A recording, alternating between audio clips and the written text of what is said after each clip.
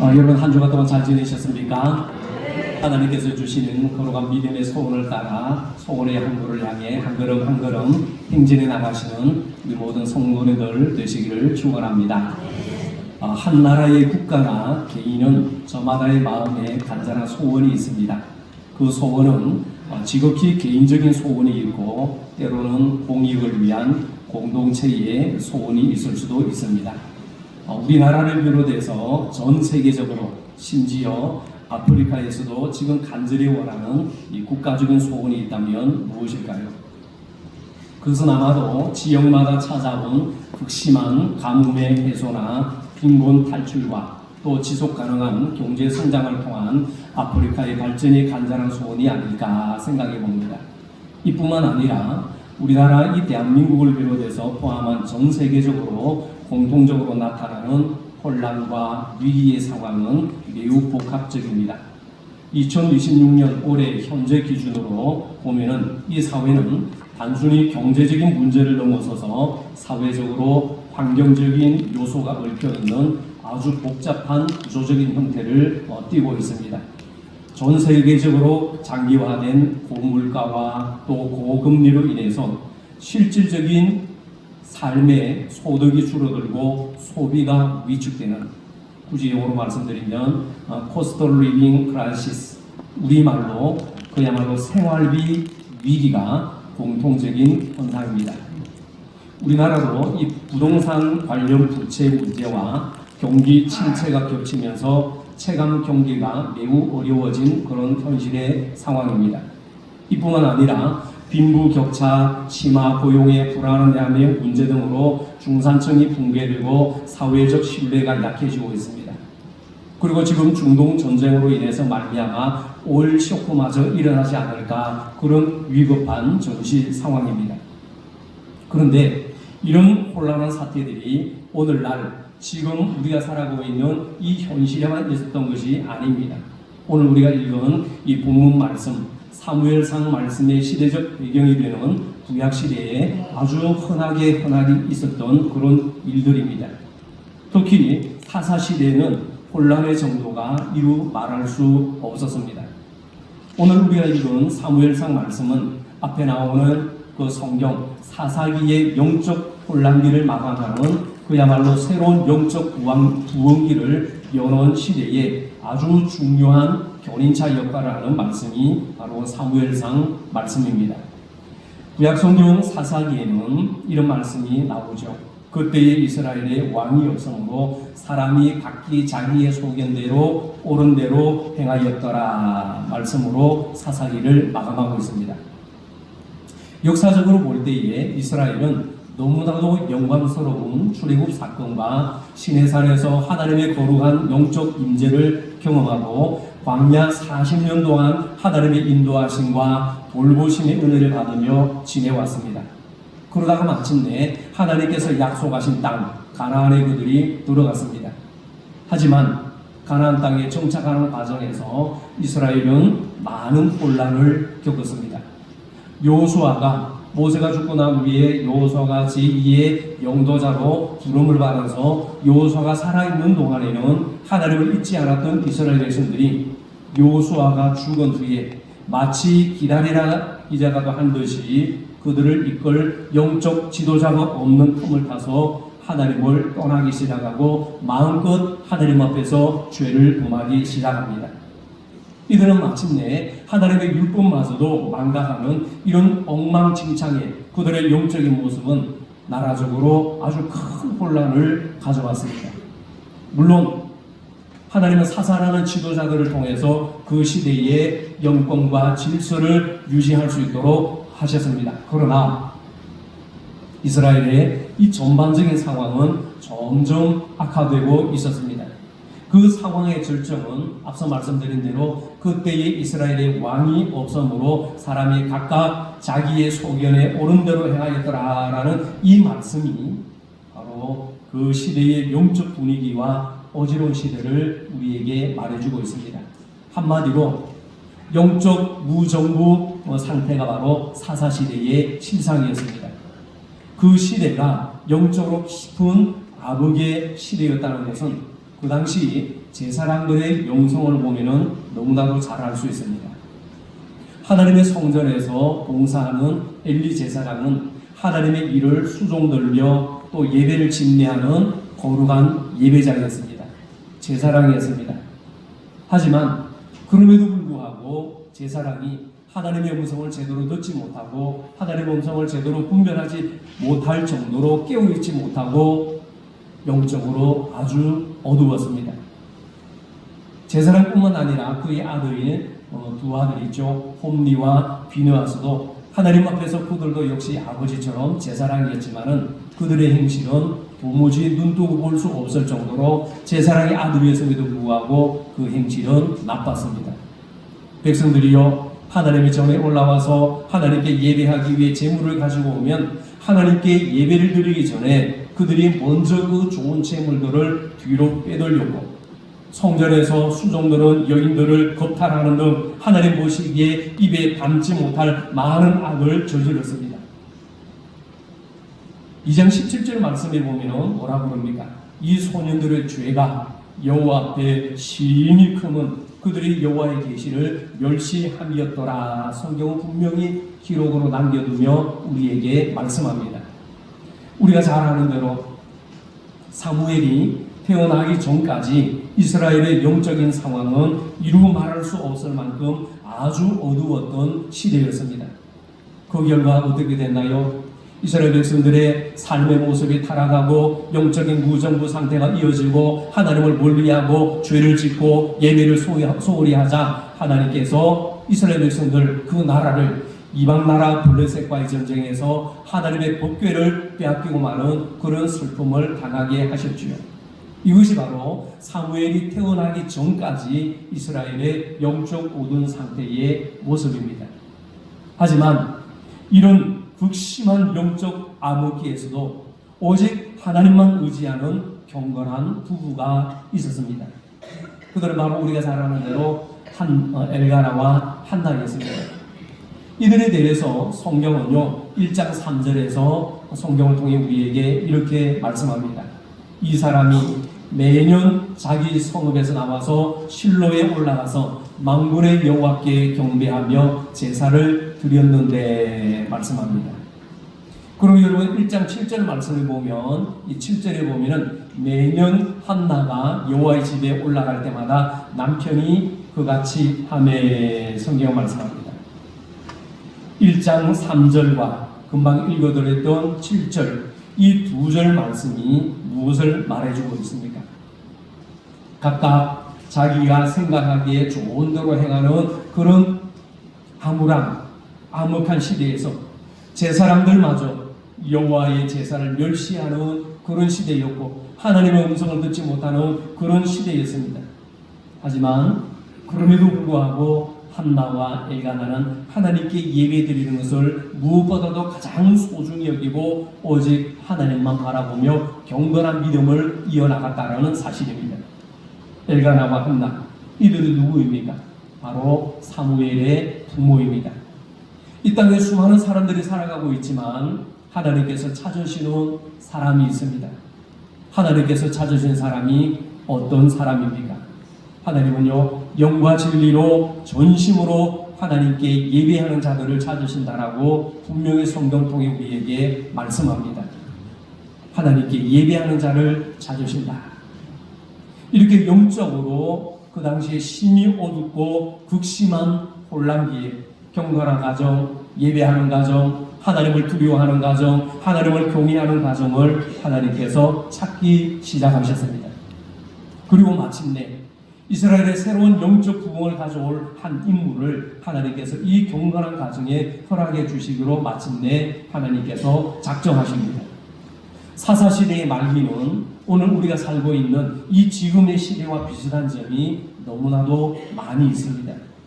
하나님께 예배하는 것을 멸시하는 시대, 하나님의 뜻보다는 자기 소견에 옳은 대로 행하는 시대, 하나님을 멸시하고 하나님을 폄하하고 하나님을 가벼이 여기는, 하나님을 대적하고 하나님을 비방하는 것을 아무렇지도 않게 여기는 시대, 하나님을 알려고도 하지 않는 시대, 하나님께 순종하려고도 애쓰지 않는 시대, 하나님의 살아계심에도 불구하고 하나님을 전혀 의식하지 않는 시대, 하나님을 전혀 두려워하지 않는 시대, 하나님께 예배를 드려도 전혀 예배의 감격과 감동이 없는 시대, 지금 우리가 살아가고 있는 이 시대가 바로 이런 시대이며 사사시대의 시대와 흡사하다는 사실입니다.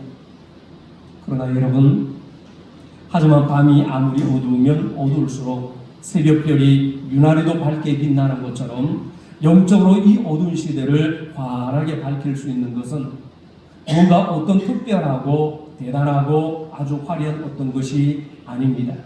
어찌 보면은 너무나도 당연하고 너무나도 지극하고 너무나도 평범하기에 그저 그냥 아무렇지도 않게 생각할 수 있습니다. 하지만 그것이 무엇일까요? 그것은 바로 예배입니다. 하나님께 드리는 우리의 예배입니다. 우리가 생각할 때 급한 일이 있으면 빠지고 오고 싶으면 오고 가기 싫으면 안 가고 하는 그런 예배가 아니라 그 마음속에 오직 하나님만 생각하고 하나님만 사랑하고 오직 전심으로 하나님을 예배하며 하나님만 바라보는 사람, 모든 능력과 부와 지혜, 모든 존귀와 영광은 오직 우리 하나님께만 있습니다. 찬송 받으시기에 합당하신 주님, 주님만이 영광 받으시고 모든 영광 아버지께만 있습니다. 오직 이런 믿음으로, 이런 고백으로 하나님을 예배하는 사람, 하나님은 바로 그런 사람을 통해서 새 역사를 이루어 나가시며 새 일을 행하여 나가십니다. 이런 예배자로 하나님 앞에 바로 서 나가시는 우리 총문교회 성도님 한 분 한 분 되시기를 축원합니다. 하나님의 선민이라고 자비해왔고 하나님의 친백성이라고 긍휼을 가져왔던 이스라엘 백성들, 그들은요 출애굽한 이후 400년 동안 그들은 하나님을 떠나 있었으며 하나님과 맺은 언약을 잊어버리고 있었습니다. 이런 귀한 것, 아름다운 것, 소중한 것, 가치 있는 것, 없어서는 안 될 것, 이것들을 너무나도 당연하게 여기면 그 당연하게 여김으로 해서 소중함이 없어지고 가치가 사라지고 뛰어남이 볼품이 없어집니다. 여러분, 당연한 것을 너무 당연하게 여기면 안 됩니다.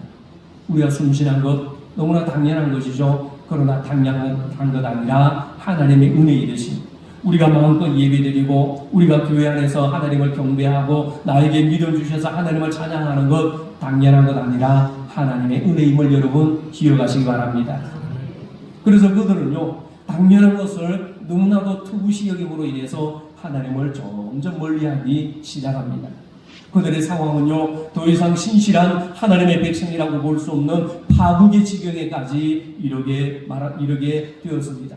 하지만 그런 어두운 상황 속에서도, 그런 절체절명의 순간에서도, 영적 무방비의 상태에서도 하나님께서 때가 되매 하나님께서는 이스라엘 백성들과 충성하지 못한 지도자인 엘리 제사장과 그 시대를 경고하시기 위해서 마침내 한 사람을 보내셨습니다. 이스라엘의 그 거대한 영적 세속의 물줄기의 흐름을 바꾸기 위해 한 사람을 일으킬 것이라고 분명히 말씀하셨습니다. 그 한 사람은 하나님께서 일으키실 충실한 제사장이라고 성경은 분명히 우리에게 말씀합니다. 하나님께서 일으키실 충실한 제사장은 다른 사람이 아니라 하나님을 존중히 여기는 자입니다. 하나님을 존중히 여기는 자, 그 충실한 제사장, 하나님을 존중히 여기는 자를 하나님께서 세우실 것이라고 분명히 말씀합니다. 하나님은요 하나님을 존중히 여기는 자를 하나님 역시 그 자를 존중히 여기셔서 그를 이스라엘 가운데 하나님을 위하여 충실한 제사장으로 삼으시겠다고 분명히 말씀하십니다. 하나님께서 선지자를 통해서 하신 30절 말씀을 여러분 자세히 보시기를 바랍니다. 30절 보실까요? 30절을 같이 읽어봅니다. 그러므로 이스라엘의 하나님 나 여호와가 말하노라. 내가 전에 네 집과 내 조상의 집이 내 앞에 영원히 행하리라 하였으나 이제 나 여호와가 말하노니 결단코 그렇게 하지 아니하리라. 나를 존중히 여기는 자를 내가 존중히 여기고 나를 멸시하는 자를 내가 경멸히 여기리라. 아멘. 하나님께서 절에 조상들이 섬기고 하나님 앞에서 경건하게 행하는 자를 기억하고 그들에게 좋은 것을 먹이고 입히고 그들을 기억하여 아름다운 것을 행하리라 약속하셨지만은 하나님께서 결단코 그렇게 하지 않을 것이라고 말씀하십니다. 내가 그러지 않을 것이다. 다시 말하면 내가 약속을 거두리라 말씀하십니다. 그러면 그 약속을 어떤 자에게 시행하시느냐? 나를 존중히 여기는 자에게 행할 것이다 말씀합니다. 나를 존중히 여기는 자를 내가 존중히 여기고 나를 멸시하는 자를 내가 격렬히 여기리라 주님 말씀합니다. 여러분 이 말씀을 자세히 주의하여 한번 보세요. 이 말씀에는 하나님의 존중히 여기는 사람과 하나님께서 경멸하시는 사람에 대해 분명히 말씀하고 있습니다. 하나님의 존중히 여기는 사람이 있다는 것은 아주 놀라운 말씀입니다. 도대체 하나님께서 어떤 사람을 존중히 여기실까? 그가 과연 어떤 사람이기에 하나님께서 이처럼 존중히 여겨주실까? 인간이 당연히 하나님을 존중히 여겨야지 어떻게 하나님께서 이렇게 인간을 존중히 여기신다는 말인가? 그렇지 않습니까 여러분?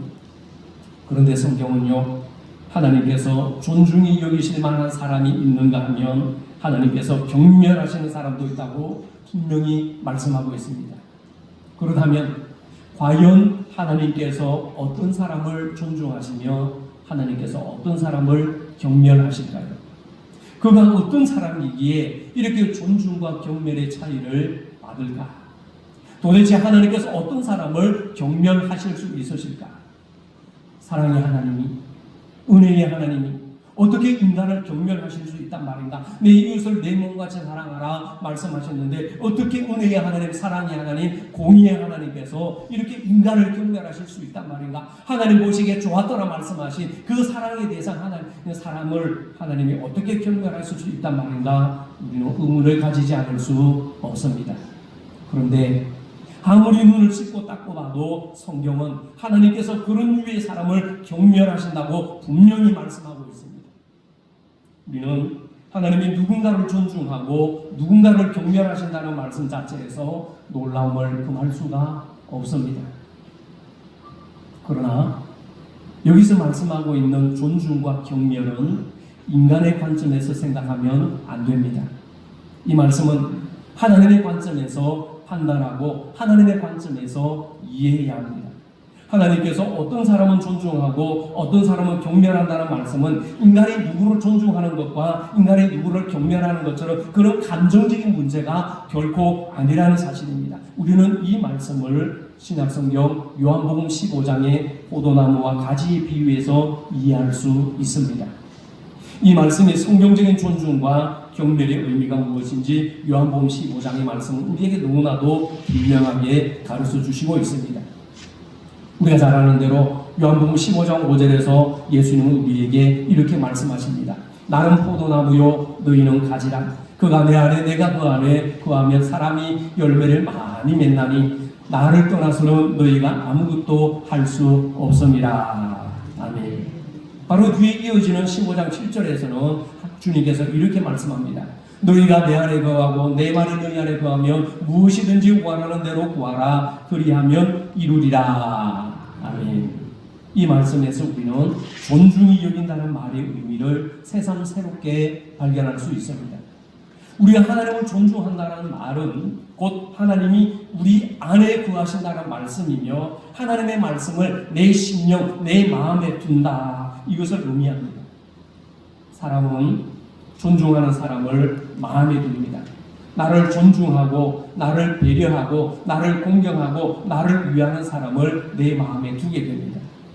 또한 존중하는 사람의 말을 새겨듣습니다. 그리고 그 말을 따릅니다. 그래서 존중하는 사람에게는 그 말을 따르는 것이죠. 그러니까 우리가 하나님을 존중한다는 것은 하나님을 내 심령에 내 마음에 모시고 그 말씀을 내 마음에 새겨듣고 그 말씀 앞에 순종한다는 것을 의미하는 것이죠. 요한복음 15장 5절과 7절의 두 절 말씀에서 공통적으로 들어가는 내용이 있습니다. 그것은 다른 것도 아니라 너희가 내 안에 거하고 내 말이 너희 안에 거하면 이 말씀입니다. 그럼 같이 해봅시다. 너희가 내 안에 거하고 내 말이 너희 안에 거하면 이 말씀은 무슨 말일까요? 너희가 내 안에 거하고 내 말이 너희 안에 거하면 이것이 곧 하나님을 존중하는 사람의 모습입니다. 하나님께서 자신을 존중히 여기는 자에게 하나님의 말씀을 들려주십니다. 하나님을 존중하는 사람에게 이상과 꿈과 비전을 보여주십니다. 사람도 그렇습니다. 사람도 자신을 존중히 여기고 믿고 따르는 사람에게 자신의 계획과 마음에 품은 뜻과 생각과 비전을 공유합니다. 우리 역시 하나님 앞에서 그렇습니다. 하나님을 존중히 여기는 자에게 하나님께서 우리에게 뜻을 알려주시고 비전을 알려주시고 계획을 알려주십니다. 그러기에 사무엘은 어릴 적부터 하나님의 전에서 자랐고 하나님을 섬기면서 자랐습니다. 하나님을 존중하였기에 그 어린 나이에도 불구하고 하나님을 바르게 섬기고 하나님을 바르게 존중하였기에 사무엘은 하나님 앞에서 건강하고 아름답게 자라났습니다. 그런 사무엘에게 하나님은 당연히 말씀을 늘려주시고 해야 할 일을 알려주십니다. 어느 날 하나님의 전에서 자고 있는 사무엘을 하나님께서 부르십니다. 사무엘아, 사무엘아. 하나님은 사무엘이 하나님을 존중하며 믿음으로 사는 자였기에 하나님의 음성을 마음에 새겨듣고 그 말씀에 순종할 것이라고 하나님이 생각하시기에 사무엘을 지극정성으로 부르십니다. 우리 하나님은요, 하나님을 존중히 여기는 자들에게는 언제나 내 마음, 내 뜻대로 행할 것이라고 말씀하십니다. 하나님은 바로 이런 사람을 인정하시고 하나님의 뜻을 이루시기 위해서 그 사람을 높이 세워주십니다. 그렇기 때문에 하나님은 앞으로 계획하시는 그 모든 뜻을 하나님을 존중하는 사무엘에게 들려주십니다. 그러므로 하나님을 존중히 여기는 자의 가장 최우선시 되는 믿음의 척도는 바로 다른 것이 아니라 순종입니다. 순종. 하나님을 사랑하고 하나님을 경외하고 하나님을 존중하는 자는 하나님 말씀 앞에 순종합니다. 같이 봅니다, 여러분. 하나님을 사랑하고 하나님을 존중히 여기는 자는 하나님 앞에서 순종합니다. 그렇습니다, 여러분. 부모를 존중하고 부모를 귀하게 여기는 자는 부모의 말씀 앞에 순종합니다. 그러나 부모를 경멸하고 부모를 폄하하고 부모를 업신여기는 자녀는 절대로 부모 말에 순종하지 않습니다. 우리도 그렇습니다. 역대하 16장 9절에서 말씀합니다. 여호와의 눈은 온 땅을 두루 감찰하사 전심으로 자기에게 향하는 자들을 위하여 능력을 베푸시나니 성경은 말씀합니다. 그 사람이 어디에 있든지 어느 처소에 있든지 무엇을 하든지 어떤 형편에 처해 있든지 그것은 그다지 중요하지 않습니다. 그보다 더 중요한 것은 그 사람의 마음이, 그 사람의 중심이, 그 사람의 전심이, 그 사람의 온 마음이 정말로 하나님을 향해 있느냐, 하나님을 향한 마음의 중심이 어떠하냐, 그것이 중요합니다. 이 마음의 중심이 바로 그 사람의 신앙입니다. 성령책을 옆구리에 끼고 거룩하게 걷는다고 해서 그 사람의 신앙도 좋은 것 아닙니다. 그 사람의 신앙이 어떠냐 하는 것은 하나님을 얼마만큼 마음에 두고 있느냐, 얼마만큼 하나님의 말씀에 순종하느냐, 얼마만큼 교회 질서에 순응하느냐, 얼마만큼 하나님을 존중히 여기느냐, 그 마음에 하나님을 품고 있느냐, 이 사람의 신앙의 태도요, 순종의 모습입니다. 하나님은 그런 사람들을 반드시 찾아내셔서 사용하십니다. 하나님께서 그렇게 애타게 찾으시는 바로 그 한 사람이 우리 청운교회 성도인 한 분 되시기를 진심으로 축원합니다. 또 하나님은 30절 후반절에서 또 말씀하시기를 나를 멸시하는 자를 내가 경멸하리라 말씀합니다. 같이 봅시다. 나를 멸시하는 자를 내가 경멸하리라. 여러분, 여기서 경멸이라는 단어가 우리를 무척 놀라게 만듭니다. 하나님께서 과연 어떤 사람을 경멸하실까? 여기서 경멸이라는 단어도 역시 성경적인 관점에서 이해해야 합니다. 요한복음 15장 2절 말씀을 보면 무릇 내게 붙어 있어 열매를 맺지 아니하는 가지는 아버지께서 그것을 제거해 버리시리라 말씀합니다. 여기서 가지는 포도나무에 붙어 있습니다. 이 가지는 적어도 외형적으로는 다른 가지와 별다른 차이가 없습니다. 포도나무에 똑같이 붙어 있습니다. 그런데 비극적인 것은 이 가지가 열매를 맺지 못한다는 사실입니다. 열매를 맺지 못하는 이유는 단 한 가지 이유밖에 없습니다. 나무에 붙어 있지 않는 경우입니다. 그런데 이 가지는 포도나무에 붙어 있다고 말씀합니다. 그런데 포도나무에 붙어 있기는 하는데 열매를 맺지 못합니다. 그렇다면 이 가지는 무슨 이유로든 포도나무로부터 영양분을 공급받지 못하고 있습니다. 가지가 떨어져 나가지는 않았지만은 만약에 붙어 있음에도 불구하고 영양분을 공급받지 못한다면 그 나무의 수관에 막혀 있거나 가지가 부러져 있기 때문일 겁니다. 그래서 하나님은 가지에 붙어 있으나 열매를 맺지 못하는 그 가지를 제거해 버리시겠다 말씀합니다. 이제 봄에 점점 가까이 다가오면 열매를 맺는 유실수의 가지치기를 하게 되죠. 여러분, 그런데 가지가 말이죠, 나무에 붙어 있으면서도 열매를 맺지 못하는 가지는 그 주인이 가지를 잘라버린다, 제거해버린다라고 주님이 분명히 말씀합니다. 무엇을 말씀합니까? 이 가지는 누구입니까? 가지는 성도입니다. 이 가지는 하나님을 안 믿는 사람이 아닙니다. 하나님을 믿는다고 합니다. 하지만 하나님과의 접붙임의 관계, 믿음의 관계, 순종의 관계, 존중의 관계는 전혀 유지되지 않고 있습니다. 하나님을 믿는다고 하지만 입술로는 주여 주여 하지만은 심령으로는 하나님을 존중하지 않습니다. 열심히 있게 신앙생활을 하는 것이 아니라 내 편한 위주대로 종교생활을 하며 살아갑니다. 말씀 앞에 순종함이 없습니다. 믿음이 인도라 하면서도 순종의 행함이 없습니다. 하나님의 마음과 뜻과 합당한 행실의 열매가 없습니다. 왜 그렇습니까? 하나님을 존중하지 않는 까닭입니다. 존중하지 않으면 듣지 않습니다. 순종하지 않습니다. 듣지 않으면요 행실이 따르지 않습니다. 오늘 본문에서 하나님을 존중하는 사람은 사무엘입니다. 그래서 하나님은 사무엘을 이스라엘의 지도자로 세우셨습니다. 그러나 반대로 하나님을 멸시하는 자는 엘리 제사장과 그 아들 홈리와 비누하스입니다. 하나님은 홈리와 비누하스뿐만 아니라 엘리 제사장을 버리셨습니다. 내쳤습니다. 왜 그랬습니까? 하나님을 존중하지 않는 까닭입니다. 25절 말씀에 보면은 하나님께서 엘리 제사장을 통하여 그 아들들에게 이렇게 말씀하십니다.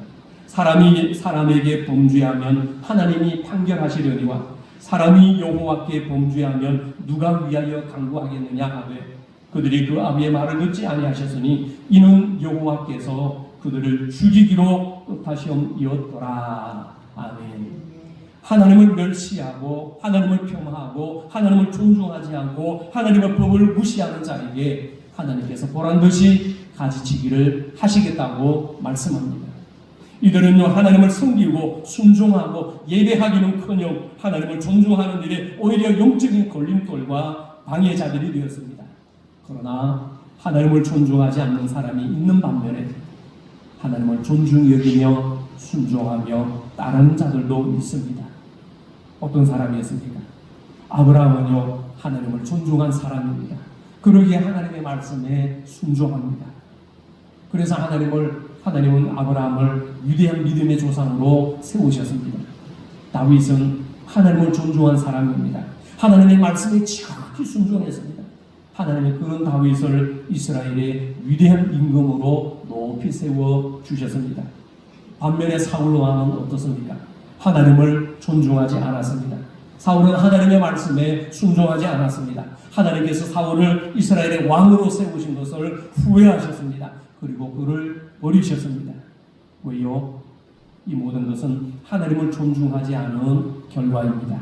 그렇기 때문에 하나님께서 충실한 제사장을 세우시는 이유는 하나님의 마음과 뜻을 행하여 주기를 원하셨기 때문입니다. 35절에 보면은 하나님께서 이렇게 말씀합니다. 그러나 35절 같이 읽어보겠습니다. 내가 나를 위하여 충실한 제사장을 일으키리니 그 사람은 내 마음 내 뜻대로 행할 것이라.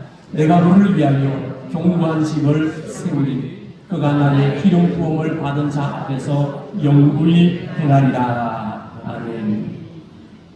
하나님께서 충실한 제사장을 일으킬 것이라고 했는데 누구를 위하여? 누구를 위하여? 나를 위하여. 바로 하나님 자신을 위하여 충실한 제사장을 일으키고 세울 것이라 말씀합니다. 그 충실한 제사장은 하나님의 마음에 하나님의 뜻대로 행할 것이며 순종하는 사람이라고 말씀합니다. 하나님의 마음을 헤아려 하나님의 뜻을 행하면 하나님은 그의 집을 견고하게 세우실 것이고 그를 영원히 세우실 것입니다. 하나님은 지금도 충실한 믿음의 백성들을 찾고 계십니다. 그러므로 우리는 이 시대의 전심으로 하나님을 향하여 하나님께서 찾으시는 충실한 믿음의 사람이 되어야 할 줄로 믿습니다. 포도나무 비유에서 포도나무 가지는 포도나무에 붙어 있으나 열매를 맺지 못하는 가지는 제거해 버리시겠다고 농부는 말했습니다.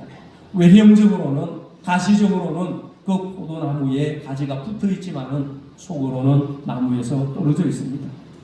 겉으로는 하나님을 존중하고 겉으로는 하나님을 존경하고 겉으로는 하나님을 예배하는 것 같으나 하나님을 존중하지 않는 자들, 말씀 앞에 순종하지 않는 자들, 이 이스라엘 백성들을 향해서 하나님께서 말씀합니다.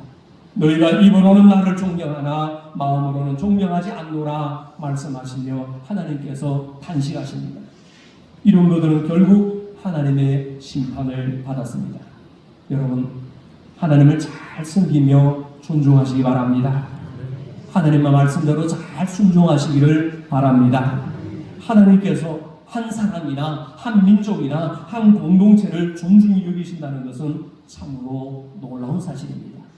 그러나 이와 반대로 하나님께서 한 사람이나 한 민족을 경멸하신다는 말씀 또한 더욱 놀라운 사실이 아닐 수 없습니다. 여러분, 하나님께서 누군가를 존중하신다면 어떤 일이 일어날까요? 하나님께서 존중히 여기시는 그 사람의 영혼과 그 주변과 그 가정에 과연 어떤 일이 생길까요? 반면에 하나님께서 누군가를 경멸하신다면 그 사람은 어떻게 되며 그 가정은 어떻게 될까요? 그에게 과연 어떤 일이 일어날까요? 그렇다면 여러분들은 과연 하나님 앞에서 어떤 사람이 되기를 원하십니까? 하나님을 존중하며 존중받는 자가 되기를 원하십니까? 아니면 입으로는 존경하나 속으로는 존중하지 않는 사람이 되어 하나님으로부터 경멸받는 자가 되시기를 원하십니까? 우리 중에 아무도 후자의 편에 서기를 원하는 분은 한 사람도 없을 것입니다. 하나님이여, 내 속에 정한 마음을 창조하시고 내 안에 정직한 영을 새롭게 하시고 주의 성령을 내게서 거두지 마시고 내 기도와 내 간구에 귀를 기울이시고 응답하여 주옵소서. 이렇게 기도한 다윗의 고백처럼 온 마음을 다해 하나님을 전심으로 경외하고 바르게 섬기고 존중하며 하나님을 예배하는 자로 하나님 앞에 진실하게 서 가시기를 바랍니다. 무늬만 성도가 아니라 그야말로 뼛속 깊이 하나님을 존중하고 뼛속 깊이 하나님을 경외하고 뼛속 깊이 하나님을 존중하고 순종함으로 하나님 앞에 인정받는, 그래서 사람들로부터도 인정받는 우리 청운의 식구들 되시기를 바랍니다. 하나님 보시기에 정말로 거룩하게 진실하게 신실하게 하나님을 잘 존중하며 사람들을 귀하게 여기는 우리 청운의 성도님들 되시기를 바랍니다. 바로 이런 다짐과 결단으로 믿음으로 살아가면서 하나님께 인정받고 존중받는 존귀한 자로 살아가는 우리 청원의 모든 가족들 되시기를 진심으로 축원합니다. 기도합시다. 하나님 아버지, 미련한 저희들을 하나님을 예비하는 자로 세워주심을 감사합니다. 하지만 혹시나 내 마음속에 아직도 하나님께 대한 불신과 불순종의 마음이 없는지, 사람을 폄하하고 사람을 멀리하고 사람 말에도 그렇게 멀리하는 그런 마음은 없는지 하나님 앞에서나 사람들 앞에서 우리 자신을 겸손하게 돌아보게 하시고 주님께 겸손히 은혜를 구하는 믿음의 삶이 되게 하시옵소서. 우리 각자의 심령 속에 우리를 향하신 아버지의 간절한 마음을 품고 살게 하시고 하나님께 인정받는 믿음의 사람이 되게 하시옵소서. 오늘 우리의 삶 속에서 내 행실과 내 신앙생활에서 고쳐져야 할 부분은 없는지 우리 자신을 믿음의 눈으로 바라보게 하시옵소서. 하나님의 말씀 앞에서 신앙의 다짐과 결단 속에서 새로운 각오와 믿음으로 새로운 삶을 살아가는 삶이 되게 하시옵소서. 하나님을 존중하며 하나님을 경외하는 하나님께 예배드림을 가장 소중히 여기는 성도로 살게 하시고 하나님 앞에서 참된 예배자로 살아가게 하시옵소서. 말씀 앞에 순종하는 성도들 되게 하여 주옵소서. 말씀 앞에 순종함으로 들어가도 나가도 복을 받는 가정 되게 하시고 하나님을 존중히 여기는 하나님을 경외하는 믿음의 가정 되게 하여 주옵소서. 행여나 아버지 하나님, 우리가 개인의 심령과 우리의 교회 가운데, 기관 가운데, 우리 가정 가운데 예배와 기도에 무너진 단이 없는지 살펴보게 하시고 정직과 성실로 하나님을 예배하는 주의 백성들 되게 하여 주옵소서. 하나님을 존중히 여기는 자가 되어서 하나님께 인정받는 믿음의 사람, 청혼의 식구들 되어 사람들로부터도 칭송받고 하나님께로부터 인정받는 주의 성도들 되게 하여 주옵소서. 주 없이는 살 수 없다는 이런 믿음으로 주님 앞에 꼭 붙어있는 믿음의 성도들 되게 하여 주옵소서. 예수님 이름으로 기도하옵나이다. 아멘.